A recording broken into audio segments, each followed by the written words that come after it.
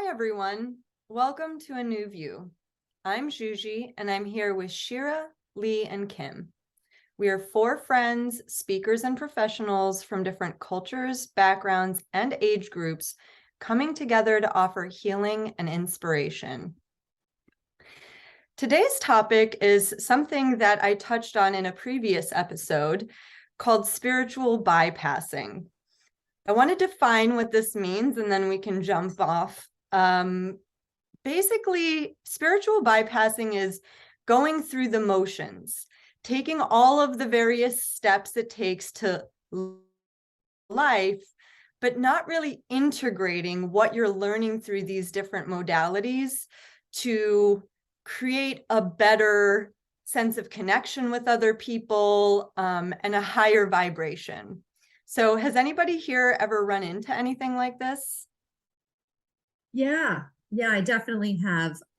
The first memory that comes to mind was someone, when I was younger, I was raised Lutheran, and, religion is a form of spirituality. There's many forms. And I'll never forget this woman at church, and I was pretty young. And the fact that I picked up on this was interesting because, I was like a teenager, I think. But I went to the supermarket after church with my dad, and a woman from the church was at the supermarket, and she was all nice to my dad, and they were chatting. And then we ended up getting online behind her. And I could not believe how rude she was to the cashier. And I can't remember what it was about. It doesn't matter. But in that moment, I couldn't believe she was talking to this person the way she was, because we just went to church. It was the most inspiring, sermon from the priest. And, people who practice any sort of spirituality, you would think that if you're practicing it, you're practicing love. You're practicing love. You're practicing how to love others, how to love yourself, how to better yourself, how to deal with pain. The whole point is to become a better person and live the most joyful life you can with all, because, life is not easy. Life is challenging. And I just remember this distinct moment of just being like, she's religious. We were just sitting in church where we talked about being, kind to people. I just remember knowing the difference. She's being such a bitch. That's so, blew my mind. There's a disconnect. There's a disconnect. Yeah. Yeah. And I do know of a lot of other examples, just of people who I know who do practice the work of spirituality, but it's almost as if there's something missing. They go through the motions, like you said, Juge, but it's almost like they're either not applying it on a deeper level so that they're not struggling and, making their life easier and better because of it. There's definitely something oh, I read this book, so life should be grand now. Or, they become the experts. Oh, well, that too, I know when we were prepping for this call, one of us mentioned, having a conversation with someone who is maybe more of an expert, they're holding retreats or they're, teaching in some way, but then you can have a conversation with them and they are almost trying to sell it to you or prove it to you.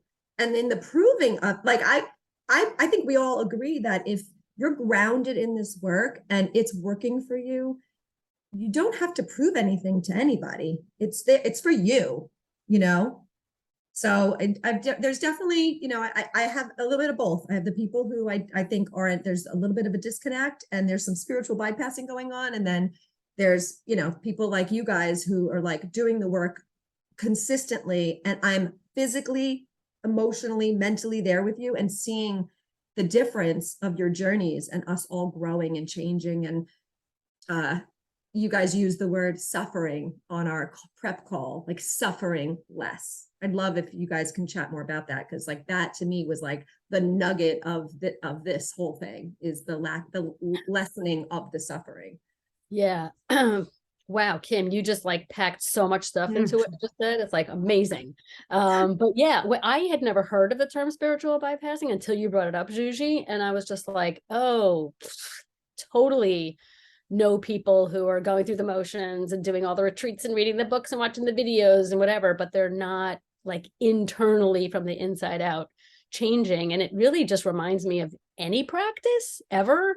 Like you know, some people are like, I have to get into shape, or, you know, I have this goal I want to reach. And like, people just want things to be easy, you know? So sometimes people could be going through the motions. So it like appears that they're doing the things that they're telling people that they're doing, right? Like, oh, I don't like, if you want to go get into better shape, like I'm going to show up at the gym, but I'm not necessarily going to do the things. And you mentioned the key word, Kim, just now, is consistency.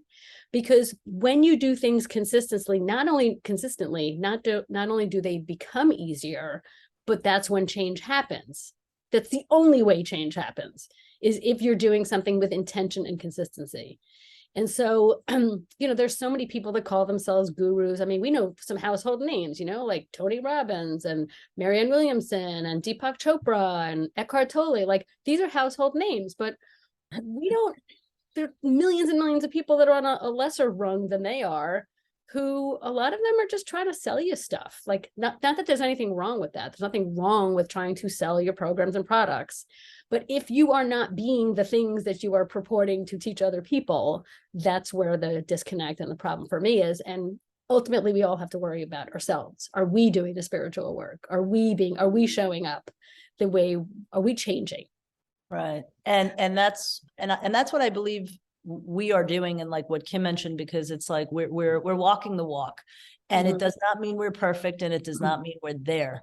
But I think we're practicing what, if we're preaching it or not, I don't know, but we are believing in bettering ourselves, and we are putting effort, I believe, into that every single day in whatever capacity we can. And this is what I think that you meant by, you know, doing it consistently. Do you guys also ever get like people, not that they just think they're experts, but that give you advice that you never asked for? That never happened to me. Well, let me tell you, sister. Lucky you, Shira. Let me give Yeah, you some lucky advice, Shira. Wake up. Lucky you. That's something that also is, you know, it just feels so wrong, because it's I feel like also, especially with those people that think they are the experts, you know, and some people are, some people like really, really know stuff really, really well. But if you're not ready to hear something, if you're not ready to make a change, if you don't have the desire and the need to make a change, it's like, don't tell people what they should do or be or think. And another thing about the physical aspect of it, like when somebody looks the part, right, but they're not. So I've seen this many, many years ago at the gym. I was a personal trainer for many years, and I've seen two different sides of it. I've seen people that looked amazing physically. They had amazing bodies. It could be due to genetics. It could be due to whatever, but they were all young. They were in their 20s. I was in my 20s at the time too. But I happened to know that one or two of them were barely knew what the heck they were doing. But people follow what looks good, you know, and we see it with marketing all the time. And on the flip side, I've seen, you know, personal trainers that were, say, very overweight, and they might have amazing knowledge of what should be done, but it is not necessarily the picture of, you know, somebody that you may want to hire if you're wanting to lose weight. That's how I feel about it, in terms of losing weight or being physically fit. There are two sides to this, you know, but another thing that I remember when I first got diagnosed with breast cancer at age 32, and I started to also listen to a lot of videos and take workshops and learn about everything. And one of the first things I did was nutrition. I changed my diet to such an extreme that I was on a raw diet for almost 8 weeks. And I thought that was gonna cure everything. That was it. You know, if I just eat amazing. And what is amazing, really, which at the time I thought raw diet, that was, you know, the be all, the end all be all. And but I was miserable. I was miserable, and this is one of those situations where, you start to realize like, oh my God, like what's the payoff here? I'm not eating anything that's fulfilling me, or I don't feel like I'm getting enough. But on the other hand, like I'm paying this price of like, I was suffering so much and miserable. And Physically or until, emotionally? When you say you were suffering? both. I Oh. was always starving. I mean, I Mm. was getting enough, I was getting enough of what I needed. I wasn't like anorexic. I wasn't, I just was not happy. I was dying for like some kind of meat, and I was dying well, not dying, but I really was unhappy with anything and everything about that diet. And that's a very extreme diet. You basically eat nothing that's ever warm or hot, or no meat, no dairy, no sugar, a lot of things that I've actually cut out, but I've incorporated a lot of good things. So this to me was also a big lesson that one of the components of my evolution and journey into feeling better and making myself healthy, that one slice of the pie of no pun intended, of food was not enough. It was not enough. And I also had to tweak it in a way that was not only, sustainable for me, but also satisfied me. Yeah. I love that, Lee, because that's just such a good example of like how some people could be, doing something to heal on one level, but then like you just gave an example of being suffering on another level. So the two don't connect. Yeah. I just want to mention something about the word consistency. Shira, that you were, talking about the consistency. That's the thing here, is that with spiritual bypassing, somebody could be consistently doing things. They could be consistently reading a book every day. They could be consistently going on retreats. They could be consistently meditating on a daily basis. They could be doing all the things that they think, is going to better their lives. But just because they do it consistently, like, yes, I understand consistency is very important if you want to make change, but there's doing it consistently, but there could still be a disconnect. Because I know someone who does things consistently and he's still constantly complaining. He's still constantly playing the role of a victim, talking about himself as a victim all the time. Like, all the Wayne Dyer books in the world are not shifting that. So yes, there needs to be consistency, but there still needs to be a connection of, okay, let me look at my behavior and the things that I'm doing that are no longer serving me, which is a part of all this work. So yeah, I just wanted to point that out. Well, but the thing about that is that, first of all, we don't know what their actual practice is. We don't know what people do behind closed doors. We just don't, right? So someone could say they meditate every day, but they do it for 2 minutes and they're just like, is this over yet? And then they go about their day. That's not what I'm talking about. I'm talking about intentionality plus consistency equals results, like over time. That's really what it is. So maybe that guy, yeah, maybe that guy was missing the intentionality behind it, because if you're not seeing any changes, right? Like if he's still constantly complaining, but he's doing the work that really should put him in a different place. I mean, maybe there's no intention there, or maybe there's something that he's not seeing, because the work, usually I find from my personal experience, the work kind of guides you to ask yourself questions and look at your behavior and stuff. So, maybe there is just a disconnect there that he's not seeing, but it's just one person out of many, and everybody is uniquely different. So.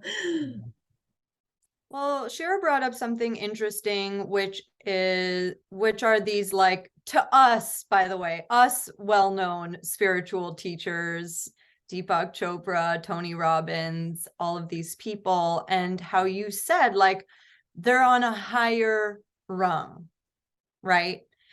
But the thing is I totally believe that there's no such thing as hierarchy in spirituality. Now, I'm not saying that you said that there was. I'm just saying, like, there's a reason why people are called to this work. A lot of the time, it's because there was some sort of crisis in their own lives. I heard a really beautiful like visualization of this is like, you know, we've walked through the fire and now we're carrying water for those who are still in it, because it's important to us to help people get to where we've come through our own lifetimes, but not seeing them as any different than us when it comes to the help that we're providing. And you have to really like meet people where they are in their process. There's no like, well, I have all the answers. It's like, let me create the circumstances for you to find your own answers. Because as Ram Dass said, we're all just walking each other home. Mm. And Oh, that's what's gotta really, chill. I know. That's a The beautiful- first time I heard that was at a kirtan, and I was like, yes, this is so on point, because really like that's what we four do for each other, right? Like pointing out things to each other when somebody feels stuck or whatever, but we never say like, oh, well, I have all the answers and like you are somehow missing the point. And so what I really want to point out about this is like, if you are in a spiritual community, or if you come into contact with somebody who claims to be in this spiritual world, in this realm, it shouldn't feel bad. It shouldn't make you feel less than. It should never make you feel like they're better than you somehow. And if they're making you feel that, like, listen, we all have our triggers, right? So it is about awareness of like, are they actively doing something to make me feel bad about myself? Or does seeing them and seeing who they are make me realize things that I could be doing differently in my life? Because those two are very different, right? Like there's no accounting for people's various triggers. But if you consistently interact with a person or a community or something along those lines, and at the end of it, you still end up feeling kind of icky about yourself or a situation or the situation being there feels icky, that's kind of the red flag of this is just a well-marketed thing or whatever it is, you know. That's kind of I watch a lot of cult documentaries, so I could say a lot more about, you know, red flags and the I don't know, like the hoax that is this now very prominent industry. Yeah. You know, like spiritual, even religion became an industry, you know, so participating in it should only ever make you feel good. Yeah. It should only yeah, ever uplift you. Yeah, I mean, unless, you know, I also think that there's another side to this, because if you're listening to an empowerment coach or speaker, but you have a lot of resistance to change or to change the way you are, that's going to feel yucky too. And it's nobody that actually, if we, you know, go by some of what these leaders say, like nobody makes us feel like shit. Right. We feel like shit because it's the way that we perceive it or take it. But yeah, Right. I think But to there's a Juji's fine line. point, it's like the community, even if you're listening to following someone online, if they're making you feel like you can do this and, you know, you just need to have a little bit more awareness or just encouragement, as opposed to this is what you should do. And if you're not doing it, then you're not doing it right and all that stuff. But to clarify my point before, I was talking about the household names, in the vein of, we don't know what goes on for them behind closed doors either. But if they're helping people, great. And then there's like millions of people who are like selling stuff and doing courses and that are not household names that might be helpful, but might also have their own hoaxy, you don't know what goes on behind closed doors kind of thing. So for me, it's all about like the learning never ends. right? Like if you are a spiritual, I don't even like the word guru. It's just so ridiculous because it's like you're not the Lord, you're not like the be and end all person. But if you have something to share and it's resonating with people and you have products and programs and retreats and what have you, like we know, like Lee and a couple of others of it, we're like so into Joe Dispenza. Like the things that he has said and shown me are so helpful, and I've incorporated them into my life. But it takes time. It just takes time. So this whole notion of spiritual bypassing, it's like bullshit, really. It's like it's either laziness or fear. All Ignorance. takes time, and it's like the learning just never ends. And so if you're a teacher, you should be learning from your community and vice versa. That's what it is. That's what education and teaching and being a supposed guru is. You're sharing your knowledge with people in the hopes that it helps them. And More to than yeah. Juju's point, all of that should feel good. Yes. And also, I just want to encourage people listening to take inventory, because I mean, how many times do we, if you're just kind of on your own, listening to things, doing things, whatever your practice is or whatever work you're doing is, to just take inventory once in a while and ask yourself, like, do I feel better? Are things in my life better? Because I know, just in conversations with you girls, I feel like I'm always hearing, gosh, I've come so far. Like I wouldn't have reacted that way last year, or gosh, I've really, like there's just so many changes that we feel and see on just consistently, as time goes on. So you can always just take inventory, like, where am I today versus a month ago or a year ago? 100%, Kim. That's so important, like that barometer, that tracking. Because if you are doing the work intentionally and consistently, you just sort of like, I don't know, like things just shift. And we all know, one person can say one little nugget and it makes you just go, oh my God, I never thought of it like that. That's awesome.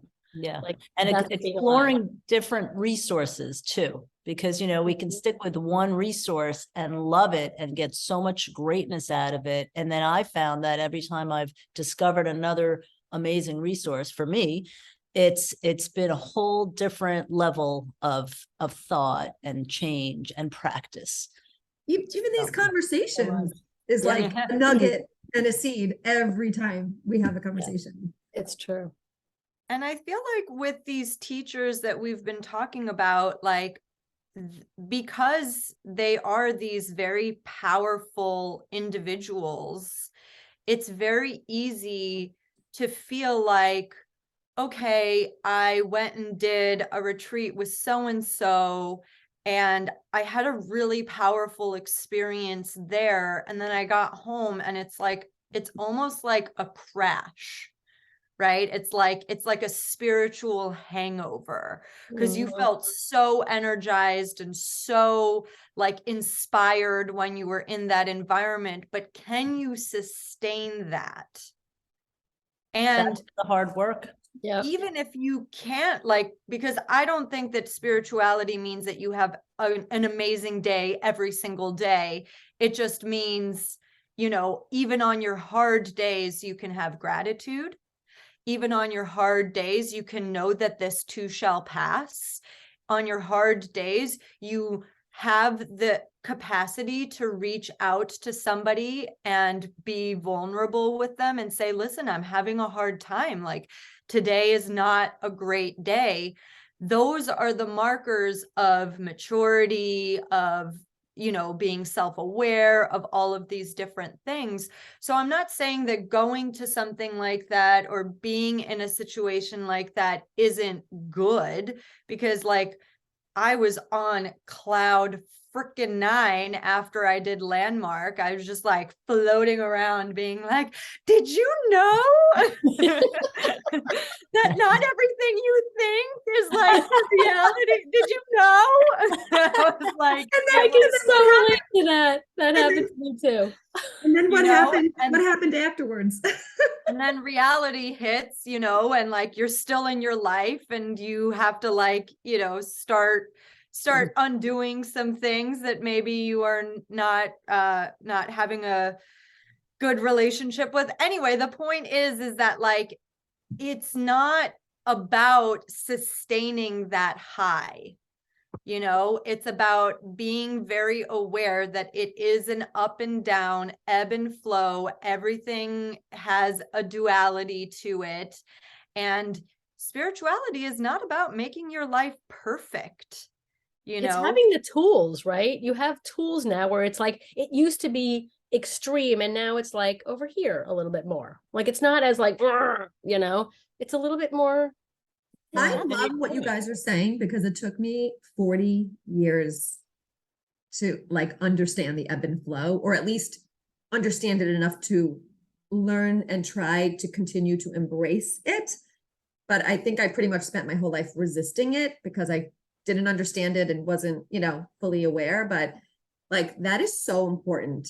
So important what you guys are saying right now. Oh my God, I love this conversation. okay, but I think this is a good place to wrap it up. I know we could go on forever. If you've enjoyed our conversation, please subscribe to our channel and be sure to let us know if you have any topic requests or questions by commenting below. We'll see you soon. Thank you so much for watching. Namaste. Bye.